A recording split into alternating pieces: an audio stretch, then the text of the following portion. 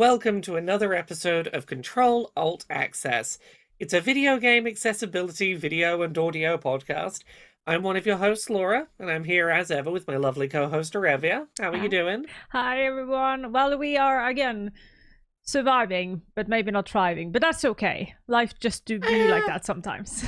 Life be like that sometimes. I feel like we're getting stuff done. Yeah, you know, we there've are. been some setbacks happening, but we're getting cool stuff done. Yeah, that's We're productive individuals.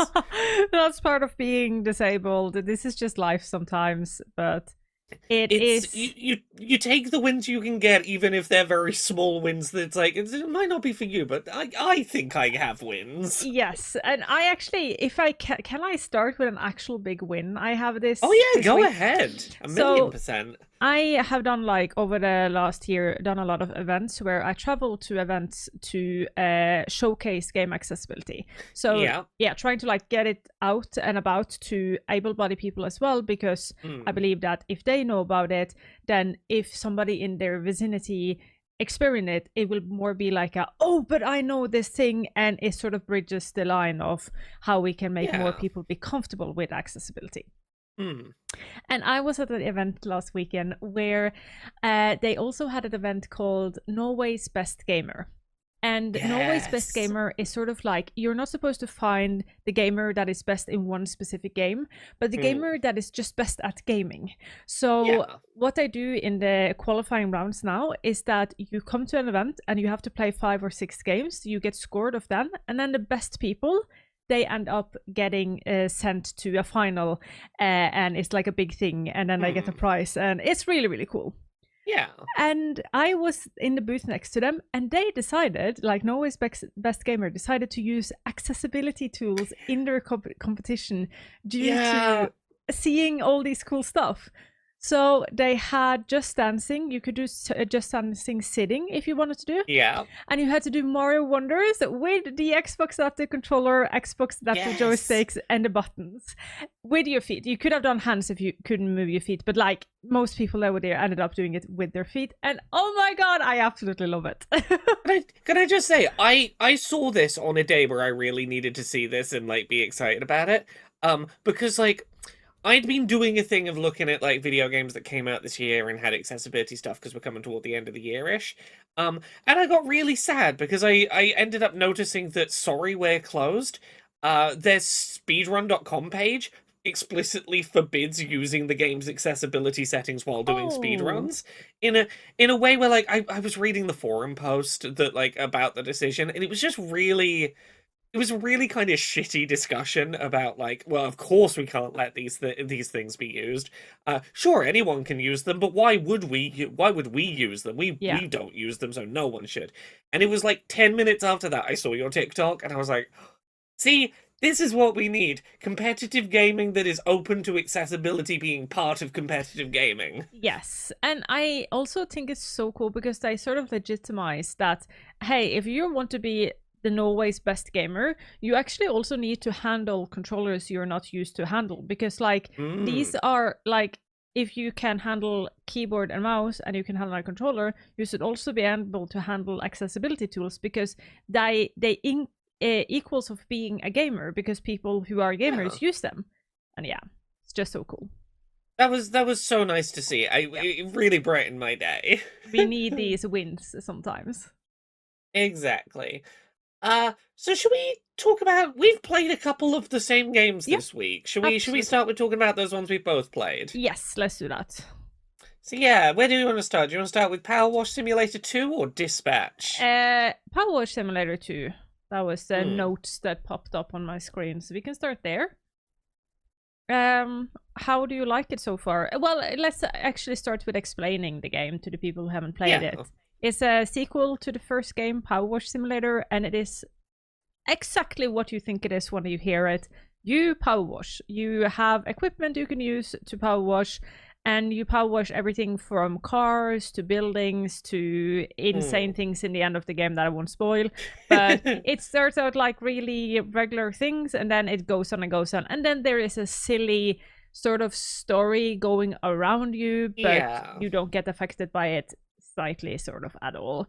And you can buy upgrades, and it is just one of those games where the point is to relax. Yeah, to sort of zone out and just kind of, there is a clear task and I'm just going to do it until it's done. Yes. So, yeah, I played like 3 hours of this back at Gamescom in August, and the game's out now and I've been playing the full thing. And, largely it's just more Powerwash Simulator, and I think that's really all I needed it to be, honestly. There is some good quality of life stuff in here that I want to, like, point out that I think really helps this be a more enjoyable game in a lot of ways. In the first game, if you wanted to use soap to make it easier to get rid of some of the dirt, soap was... There were multiple kinds of soap in the first game that were specific to specific kinds of dirt, so you had to use the right soap for the right dirt.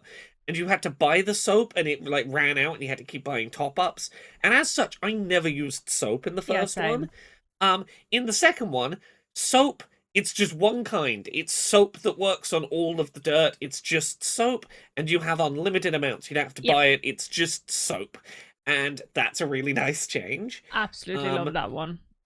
I really like a lot of the new tools they've introduced. I really love the big flat circle that's used for, like, cleaning flat surfaces. Yeah, it looks like one of those you used to, like, in school, they used to polish the floors. It looks like one of those. Yeah, and, like, obviously it's not going to be useful for, like, detail work, but if you're like, I'm somewhere that's, like, outdoors and there's just, like, I need to get, like, the bulk of the floor down before I start detailing. I'm not just, like, doing tiny little lines up and down. I can just go, get the bulk of it, then we do the details. Yeah. That I really like. A lot of these little things are nice quality of life changes that have just made it more playable while still kind of being the same thing. It's so long since I played the first game, though, but so this might be things they also had in the first game, but I don't remember it. But one of the things I really like is that you can change the dirt highlight color. So there is a button you can press in the game, and then the dirt just, like, shines. And in this game, you actually have a bunch of different colors you can use, which I found so much easier.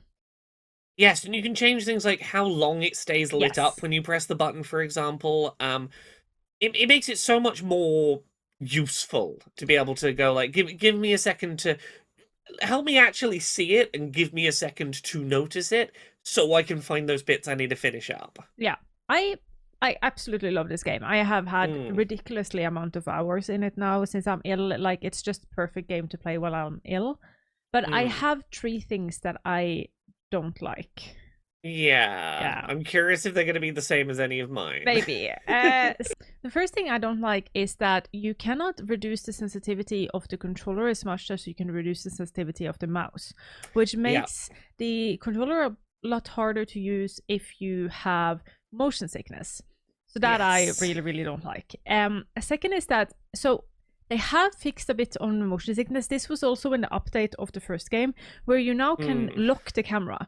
So you can lock the camera and then you just move the tools instead of while you move the power washer, the whole camera moves. And that helps me a lot with motion sickness. But what I am missing is mono sound, because I get actually really motion sick with the fact that since it's surround, when I'm going big, like, surfaces and really quick, the sound goes squish squish in left right of my ears. That makes me motion sick. Yeah, this is a thing we've talked about before, but I don't think gets talked about nearly often enough. And I think at some point they need to just do, like, a dedicated video about it, is the role that audio design plays in motion sickness. Yes. Because so often people only think about what the eyes are seeing and that's role in putting motion around you. But I also understand it, because, like, even though I have experienced motion sickness my whole life, I have never realized that this is the problem, because we have been taught, like, it wasn't before GeoConf last year or this year that I learned that you can get motion sick by doing, like, sound. So I can understand why this is just, like, something people don't know. It's interesting because I've been trying to work out for the last couple of weeks what my issue with motion sickness with this game is, because when I played like 3 hours of this back in August, didn't experience motion sickness. And, like, you know, motion sickness is one of those things that can be, like, sometimes it's factors outside of the game that mean that I'm getting motion sick playing. It's, you know, I'm slightly more tired because it's review season, and like I didn't have the window open, so I didn't have a breeze on my face. Like it'll be a billion different little factors. Yeah. But I notably didn't get motion sick playing at Gamescom, and then experienced more motion sickness with the finished game. And I was like, what is the difference here? And weirdly, I think part of it is one of those points you brought up, which is about the sensitivity with controller. Yeah. Because a little peek behind the curtain, when I was playing this at Gamescom, I had to play it on a PC, specifically with a mouse. I couldn't use a controller because it was an in-development build that I was playing not on my own machine. I was using something called Parsec to remotely play it from the developer's studio. Factors of the setup meant I had to use a mouse, and I'm not good with a mouse. There are reasons I don't use a mouse when gaming, particularly my coordination's really bad with a mouse, so I just like I find it actively hard to play games with a mouse. But I did go back and start playing this with a mouse a little bit during this week, like the finished game, and went, you know what, I do think I'm getting less motion sick using the mouse. Yeah. I'm worse at playing it. I'm having a worse time, but I'm not getting as motion sick, and I think it is because of the sensitivity on the controller. Yeah. And which was hard to nail that down. And that's the thing though, like, because I have had to decide, do I want to be motion sick or pain in my arms? Because and that is like ongoing. So I've switched between them all the time to like keep not getting motion sick. But I think like getting controller sensitivity down on the controller, and also give us a mono mixer of the sound. Yeah. And then I will fix that. This game will not make me motion sick anymore, I think. Yeah, well, that's the thing, because like, 100%, I am a controller gamer. I just can't do it. I can't do mouse and keyboard. Yeah, but I can maybe force myself to do it on a game like this because I'm not having to react quickly to things. I can take my time. I can kind of do it, but it's not an enjoyable experience. But I shouldn't have to be going, maybe I do that to make the motion sickness not happen, and like that's an unfortunate trade-off. And I think also one thing that disappointed me was that there are no button remapping. And so what they have now is that you can either use on controller a classic setup or modern setup. The modern setup has taken away a lot of the problems I had with the original classic setup. But the problem is that the dirt highlight is now on R3 again. So then again, I need to press a button, which is a really hard button that I really don't like to press because it makes me motion sick, because a bunch of times due to my tremors, I just move the camera while I'm trying to do it. Of course, I have a fancy setup in my room, and I have put it down on my like foot controller, so I just push my foot controller to see it.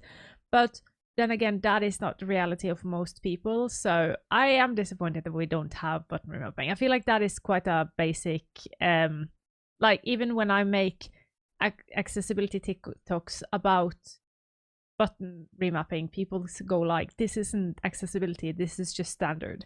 So like we all expect this for coming from games now, so yeah. Indeed. Yeah, I'm enjoying the game despite having to play it in little bursts. It's not ideal, but I still think it is a game that I'm glad I picked up and that I'm having a good time with. And you can pet the cats, so like in the end it's perfect. Exactly. Like in the end, forget all my complaints. None of them matter. The cat. Shall we go to the next we have played together, or we have both of us? Yeah. So we've both been. So I've played the first 4 episodes. I don't know how far you are into this. The first 2 episodes. Yeah. Okay. So we've both played a little bit of a game called Dispatch. And I'm really annoyed about this game for the same reasons you are, but we'll get to those in a minute, because I actually really like this game. Yeah, same.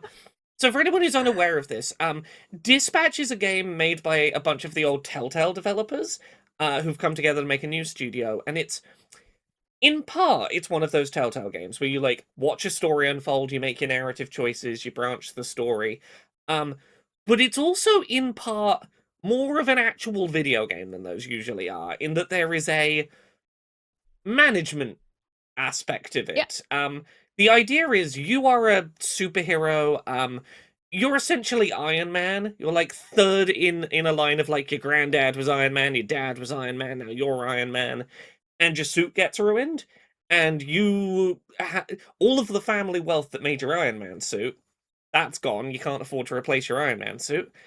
Don't worry, come work for the emergency services operator. Mhm. That's like, someone calls up with an emergency for the superheroes.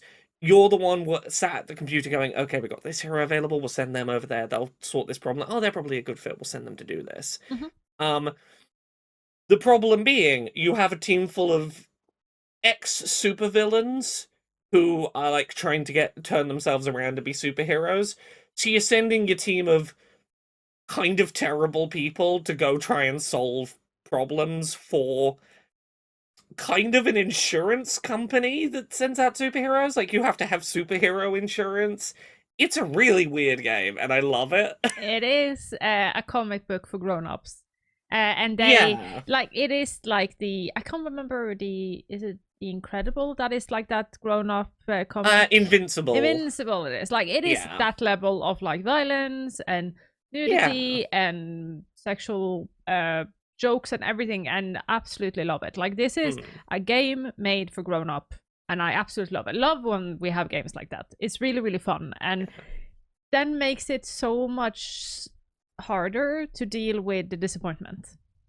Yeah, so you brought I hadn't gotten around to playing this yet when I saw you talking about the thing that really is really annoying both of us about this. So I'll let you start, and then I'll talk about where your complaint led me to, because it's led me down a rabbit hole. Yeah. So I did a complaint because I started the game, and one of the pop-ups you get when you play the game, you get 3 pop-ups. One is to fix you have subtitles on, which are really, really well done. You can have them like large, which is quite large actually. Background, you can have speaker voice, speaker tag. Like, there is a lot of cool things with the subtitles, so that they have done really, really well. The second one is, do you want to take off like nudity and like beep out swear words, and do you want to take away licensed music, so if you stream it, you can still stream it without getting and which are brilliant thing. And then the last one that made me like happy, tweeted about it, made a whole show about it. Do you want to turn off QuickTime events? Or technically what they said is, do you want to, I can't remember it right now, but they say like, do you want to have cinematic mode, which is not QuickTime events? So they sort of worded it a bit wrong. And I checked the Steam, they have the non-timed event on Steam, which again... So the tag on Steam is playable without timed inputs. Yes. And I want to be real specific about that wording, because I got a whole thing to talk about that in a minute. And then you start the game, and the first thing you have to do is a timed event. And then... And then I posted about it, and I went like, hey, I like disregard what I just said. This has timed event. And then people in my comment section started, well, actually, a quick time event is something that goes so and so many seconds, and a time event is so and so long. Yeah. So to clarify what you're getting at, for anyone who's not seen this, if you play this on cinematic mode, which is this game's sort of turn off QuickTime events equivalent, it will remove fighting. It will remove what people think of as traditional QuickTime event prompts that only really show up in episode 1. They don't really show up in episodes 2, 3, or 4 that I've seen. There is one fight scene at the beginning, and during a big mech fight, you press a button to try and succeed at the fight. What it doesn't alter is a lot of other elements in the game that require you to press buttons under time constraints. Things like the thing you were saying about like the first thing in the game is your dialogue choices have a timer, and you can't make that timer longer or turn off the timer. You have to pick an option before the timer ends. As you get a little further in, there start being things like hacking mini games where you have to like press specific D-pad directions to make your way through hacking mazes that start having time pressure because like a thing is chasing you, and if it touches you, you fail the puzzle. It introduces lots and lots of different things that are accessibility barriers in the same way as a QuickTime event, but are not quote-unquote QuickTime events the way that like people think of QTEs.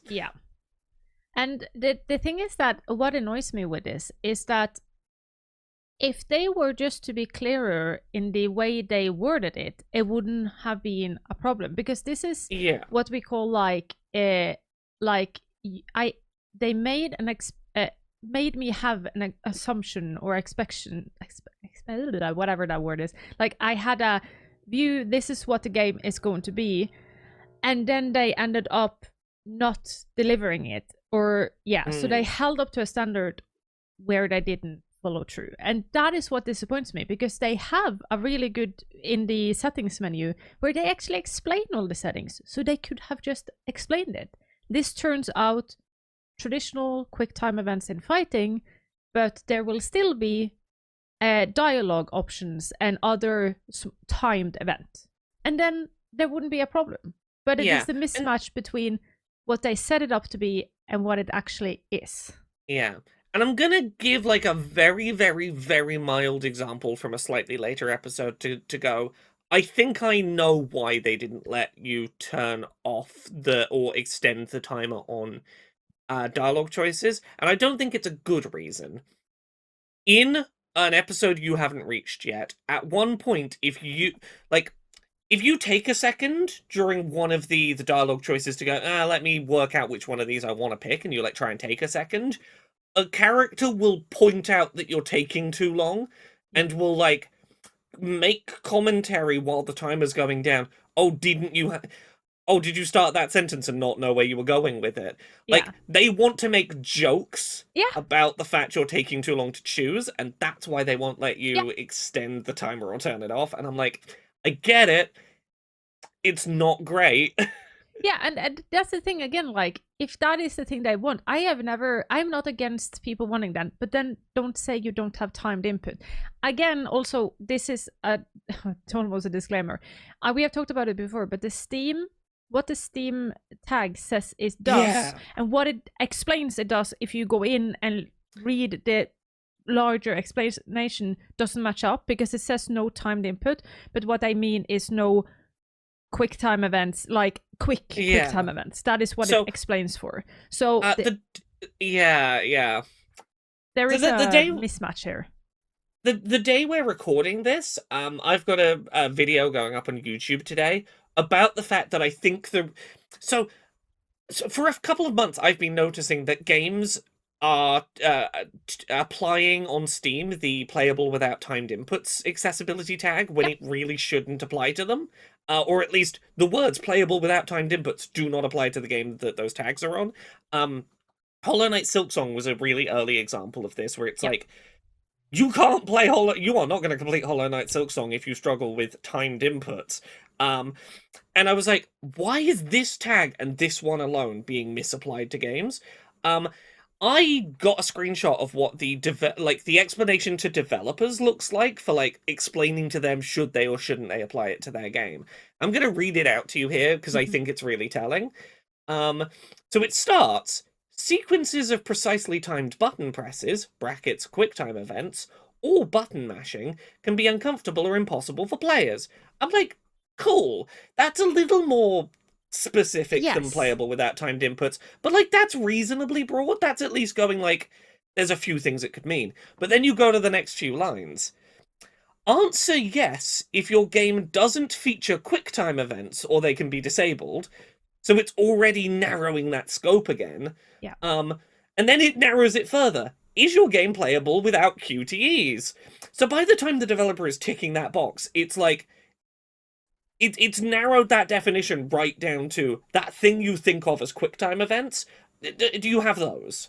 Yeah. And I can see why games like Dispatch are going, you can disable QTEs in my game, because it's already narrowed it down like 3 times from playable without timed inputs to make it like the thing the developer is answering is not what the player is seeing at all. And I also think that the more traditional way of looking at QuickTime events for old school gaming, because there is actually a lot of normally when I get a lot of like snippy comments, it's from younger generation that is just edgy teenagers, but this time it's actually being angry grown-ups like my age, aka what I call old people, because they're used to the old way of gaming, and they are angry because they are, of course this is not a QuickTime event, and it's just like, yeah, but we don't have an actual definition of what a quick time event is. It's just it's just a quick timed event. That's all the thing we know about quick time event. There isn't one clear definition, which means that also developers will have different going like, hey, but this is not a quick time event. It's just a dialogue choosing, and that's not a quick time event. And I would argue that, like, if you're going to call that tag on Steam, and I know that we're getting a little off of Dispatch at this point, if we're talking about, like, playable without timed inputs, that is a description I would apply to games like a point-and-click adventure game where you never have to, like, do anything under a time pressure, where it's like, I just click on the thing, I interact with it, maybe I get the item, oh, I've got dialogue choices, I've got as long as I want to. Like, where you can literally take as long as you want and not get penalized. Those are genres of games that exist that I would describe as playable without timed inputs. But things like Guitar Hero, that doesn't have what you'd traditionally consider QuickTime events or QTEs, but that sure as hell is a game that has timed inputs. You know, it's...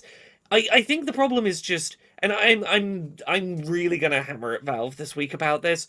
I think they even need to change the public-facing name of this tag, or the developer-facing description, or make two different tags to separate. Because, like, there's two things that they're trying to communicate, and they're not the same thing, and it's causing problems. Yeah, and I also had a lot of people in my comment section going like, oh, I have used this tag to make sure I don't get QuickTime events, and I was going to buy this game because it said it doesn't have QuickTime events, but it does. And they got, like, annoyed because, like, hey, I feel like I'm being sold a lie. And you know what sucks? I really like Dispatch as a game. Because, like, I know we've been, like, complaining. It's funny, it's well written, the animation's gorgeous. I really like what they're doing with superpowers with limitations. And, like, having a lot of, like, oh, here is the inherent drawback to what your superpower was, and, like, having to deal with that. I love the dispatching minigame. I love the whole sending out the right heroes for the right jobs and trying to manage trying to guess what stats are needed for the job. And it's also really easy on your hands. Like, it is actually a game that is really easy on your hand. You can almost only play it with the mouse, almost, because, like, you have so many games you need to use the keyboard.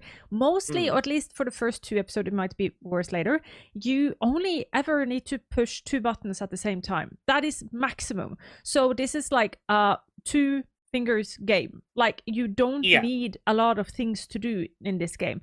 And it's easy to understand, and when you do a lot of things, it gets sort of, you can try again. Like, it auto saves, you can try again. It doesn't. The only thing is that, and I did not completely understand it, so, like, if this is wrong, please tell me. But I also got a bit miffed because when I did the I didn't do any, like, QuickTime events.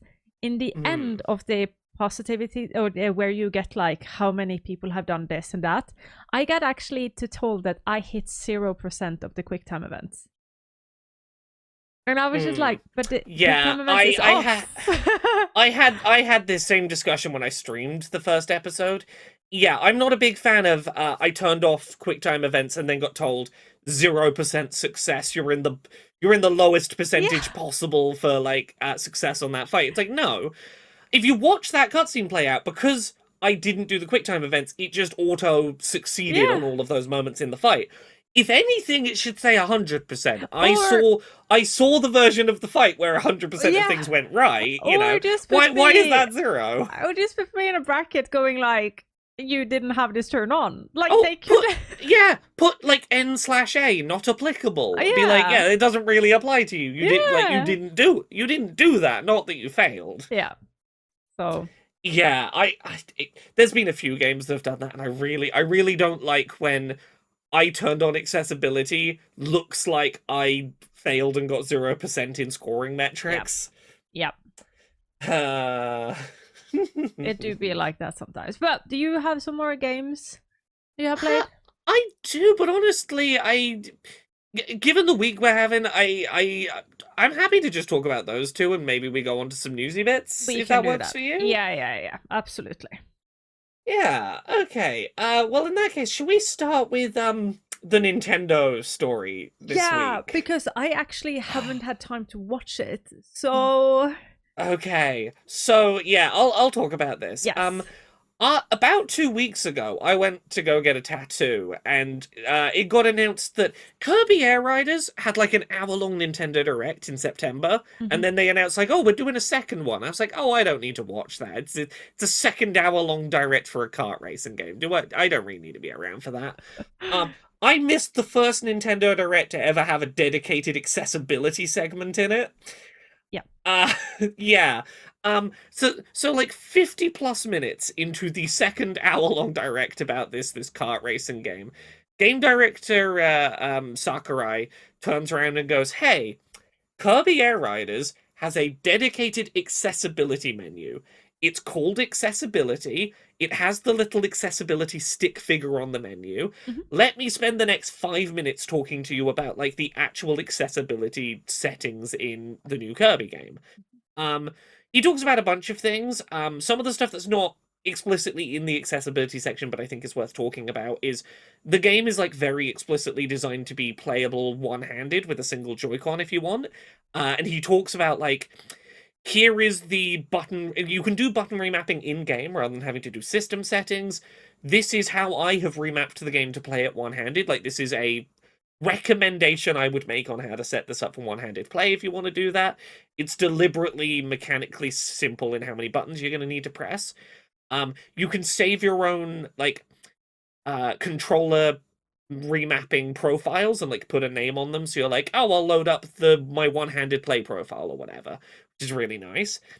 There's a bunch of really cool motion sickness accessibility stuff in there, including putting borders around the side of the screen or a center screen reticle, various things you can put around the screen to like stabilize your view, but also stuff like you can turn off screen shake. When you're turning around corners that like are sloped, you can have it so the camera doesn't like turn with the slope. Lots of you can change your field of view, which is really rare in a Nintendo game. You can have a wider field of view. All of these things to try and like stabilize the image so that it's less likely to make you motion sick. Very cool. There are accessibility presets for vision comfort. They've got like 3 different like strengths of, oh, we'll just tweak a bunch of these granular settings to try and get it more visually comfortable for you, which is really nice. They have an option called outlines, which they didn't show in the video, but knowing Sakurai's past games, I'm guessing is probably going to be high contrast outlines around characters to help identify them. Which yeah, I am really, really glad of, because I like loved playing like Fall Guys and had to stop because I struggled so much to see where my being was in that game. So having something like this is brilliant.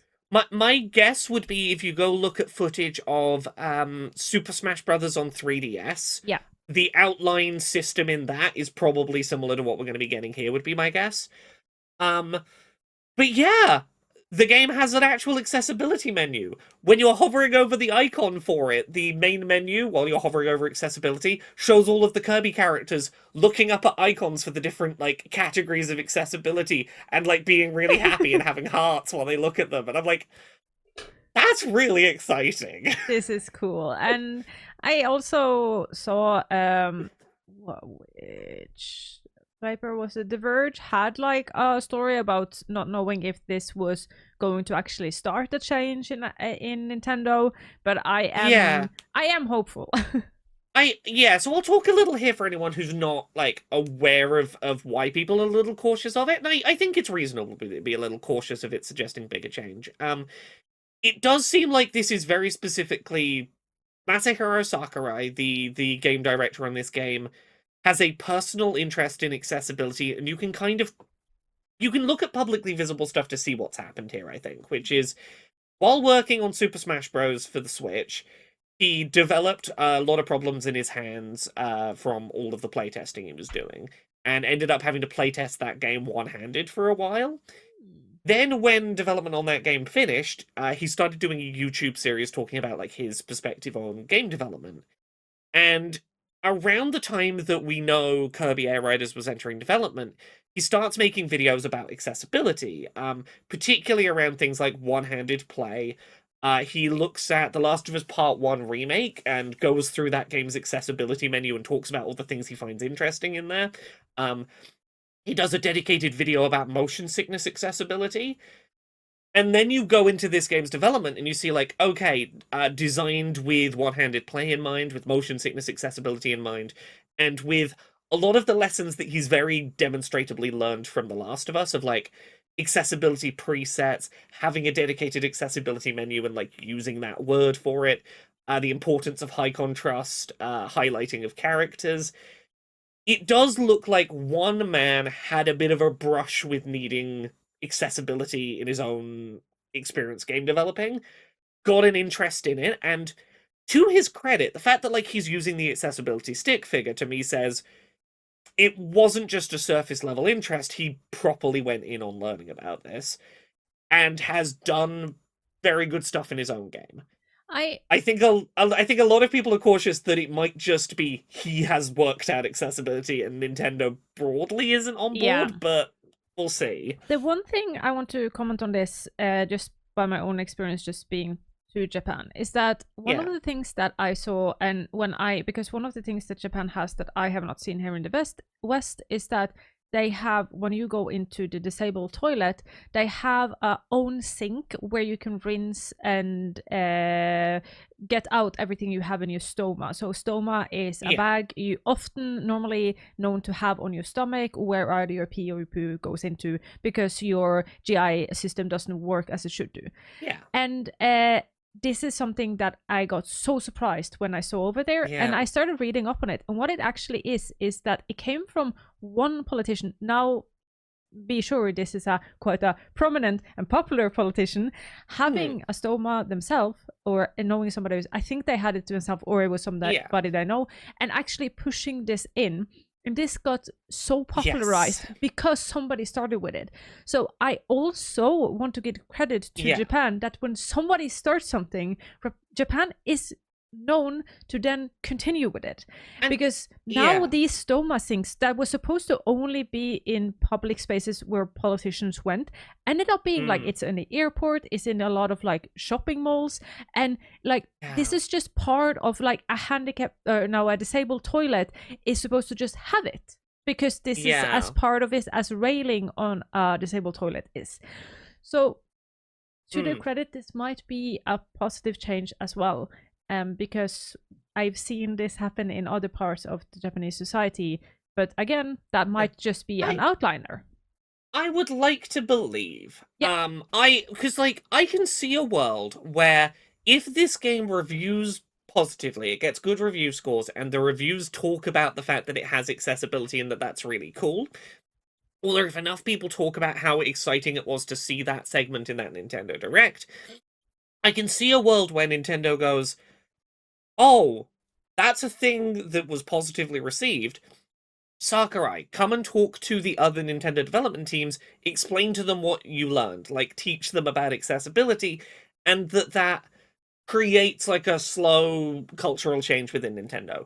I can see that world, and I want to believe that world is where we're going, while I think being realistic about the fact that right now, this is a major milestone to see from a Nintendo first-party property, and, like, weirdly, it's things like that little image of all the Kirby characters excitedly looking up at the accessibility icons that makes me go, it's really cool to see Nintendo characters associated with positively enjoying accessibility. Yeah. But right now, it is exciting in its vacuum, and I don't want to get my hopes up for change before it happens. I would like to praise what has happened here, and to plead at Nintendo, recognize how cool a thing this is, use this man who knows that you respect his game design knowledge, let him teach more people how to do more of this across your portfolio. What would we call it? We called it cautious optimistic last time. yeah. I am definitely cautiously optimistic. But like, I still think it is the fact that this is the same year that the Switch 2 had an accessibility page on its website before it released, talking about its accessibility features and showing like GIFs and videos of how accessibility features would work. it does feel like maybe there is some real change happening. Like Nintendo is involved in the Accessible Games Yeah. Initiative. You know, Maybe there have been there's a start of a change. there's been like 3 or 4 things this year where I've gone, that's a first for Nintendo. Maybe that's a sign.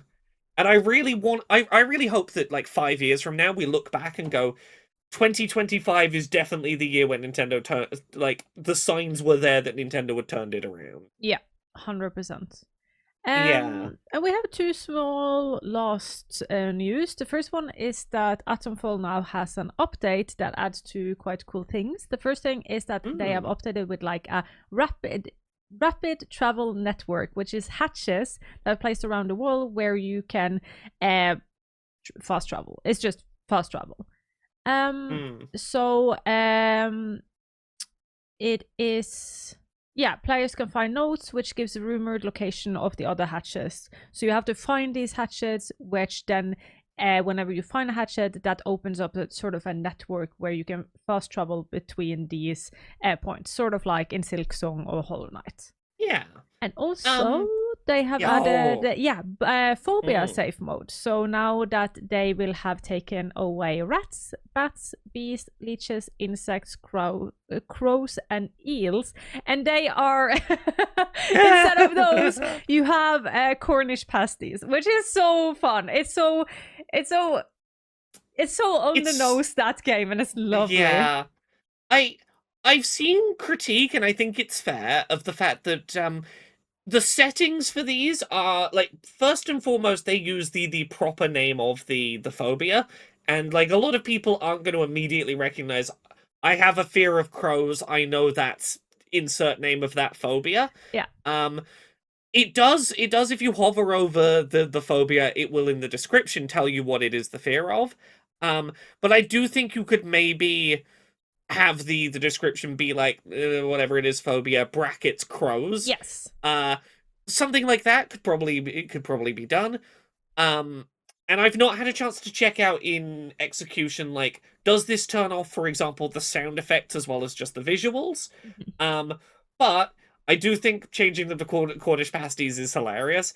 And I think notably, I don't know that I've ever seen a game with this many phobia toggles. Because, like, usually you get spiders, and in the last couple of years, occasionally deep water. Yeah.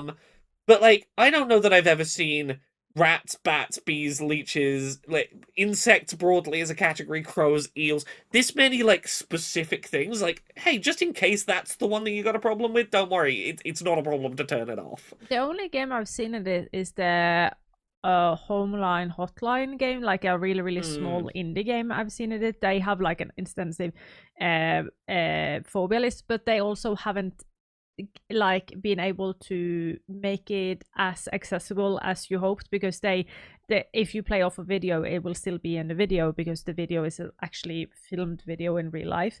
So they aren't like 100% going through it and getting it through. But yeah, it's nice. And I also think it's fun to see people having fun with it, because I don't want accessibility to be sterile. Because when I work with a lot of companies, they're afraid of touching it because it seems to be so scary. And then it's fun now to just see people having fun with it. Yeah, we got one last story that I think is very interesting, which is for a while the PlayStation Portal's been out, which is that handheld where you could like stream your games from your PS5 that's in your house to a handheld screen over your internet to like play in a handheld. They've updated it now so that you don't have to have a PS5 in the same house as you. If you've got PlayStation Plus Premium, you can just, from PlayStation servers, be streaming the game onto your PlayStation Portal, which is cool. But previously, PlayStation's like streaming of games didn't support some of the same accessibility features that playing locally on a console did. And they've, now that you can do streaming directly on the PlayStation Portal, they've made it also so that certain accessibility features work while doing that streaming support. That's things including screen reader support, adjustable text size options, screen reader speed and volume. So if you're let's say you've taken your PlayStation Portal somewhere else and like, oh, I forgot to turn on my PS5 at home. I can't stream from the PS5. I'll just stream from PlayStation servers. You still have access to some important core accessibility features. That's good. So, yay! I'm glad that extra functionality's come to that handheld, but also that they've taken that opportunity to go, okay, we got to do the accessibility if we're gonna like bring this feature over. Yeah, and also again, if anybody here that listening is developing game, remember, like, it's never too late to add accessibility. Of course, we wish it to be from day one and when everything is out, but things happen, and that is life and reality, and sometimes an update is what is needed. So well done, PlayStation. And yeah, I hope somebody will look at this and go, maybe we should update with some accessibility. Exactly. But yeah, I think that's probably everything for this week. Yeah. Arevya, where can people find you on the internet if they want to see you find wonderful TikToks you do about like gaming competitions being accessible, etc. You find me under the name Arevya everywhere except for TikTok, because somebody stole my name, where I am Arevya Gaming, and I am just keeping up with the short form content because that is my new jive. So I'm just doing that. Laura, where can I find you? I'm at Laura K Buzz pretty much everywhere on the internet. Patreon.com/Laura K Buzz, that's the one that pays the bills. YouTube.com/Laura K Buzz. Please go check out the video I made about Steam's accessibility tag for playable without timed inputs, and my suggestions to Valve about how they could fix this to either be differently worded to players or differently worded to developers, or made into two settings that might better convey what they're trying to do. Yep. I really hope that ends up being seen by someone at Valve who is in a position to do something about it. So please watch it. If you enjoy it, give it a share. I think there is genuinely some good work that could be done there. 100%. Yes, thank you so much, everyone, for watching. We hope you've had enjoyed the episode. We'll be back in a couple of weeks with another one. Bye.